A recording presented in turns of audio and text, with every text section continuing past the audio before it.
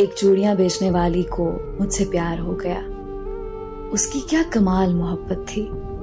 वो जहां भी जाती वहां की मशहूर चीज मेरे लिए तोहफे में लाती थी। वो मेरी खातिर मेरे शहर में 4 साल तक रही।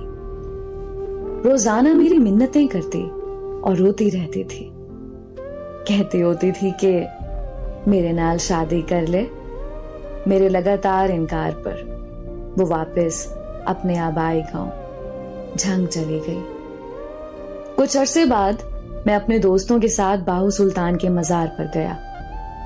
मैं उधर मजार के बाहर खड़ा था कि पीछे से किसी ने मेरा बाजू पकड़ा। देखा तो वही चूड़ियां बेचने वाली थी। खुशी के मारे वो कहने लगी कि आकिब, मेरी दुआ रंग ले आई, तेरा दीदार हो गया, सादी ईद हो गई। मैं जब भी दरबार पर आती थी आकिब तुझे मांगती थी। अब तेरे लिए बैठी हूं, शादी नहीं की। फिर उसकी आंखों में आंसू आ गए। कहने लगी, भीख मंगना, चूड़ियां बेचना मेरा कसूर तो नहीं है ना। ये तो मेरी किस्मत का, मेरे नसीब का कसूर है। तो सजा मुझे क्यों मिल रही है। वो सबके सामने मेरे गले लग के रोने लगी। कहने लगी कि एक दफा मेरे साथ मेरे घर चलो। मेरे पांव पकड़ लिए। सब लोग देख रहे थे। मेरी बहुत बेइज्जती हुई। लोगों का मजमा लग गया। दोस्तों ने बोला कि चलो एक दफा हो आते हैं। मैंने हाँ कर दी। तो वो भागकर गाड़ी में बैठ गई। उसका घर 50 किलोमीटर दूर था। सारे रास्ते वो बहुत खुश थी। हम उसके गांव पहुंच गए। वहां सब घर कच्चे थे, लेकिन सफाई पक्के घरों से भी ज्यादा थी। सब लोग मुझे अजीब नजरों से देख रहे थे। हम उनके घर पहुंचे तो उसकी सब सहेलियां जमा हो गईं। फिर उसने हमारे लिए क्या मजे का खाना बनाया। उसके घर वालों ने मुझे बताया कि ये लड़की तो सारा वक्त तुम्हारे नाम की तस्बीह करती रहती है।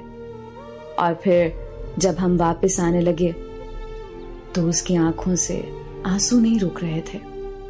मेरे हाथ चूमकर कहने लगी कि तेरा कसूर नहीं है, मेरी किस्मत का कसूर है जो मैं चूड़ियां बेचने वाली के घर में पैदा हुई।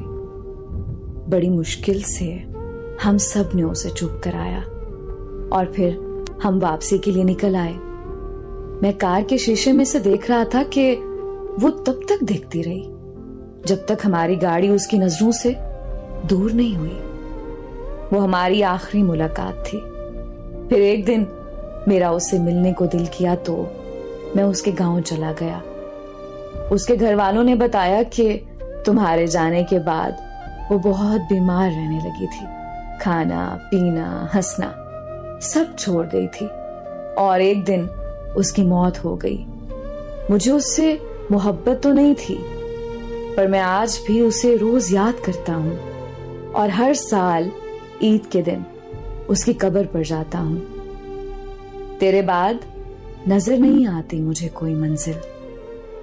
किसी और का होना मेरे बस की बात नहीं।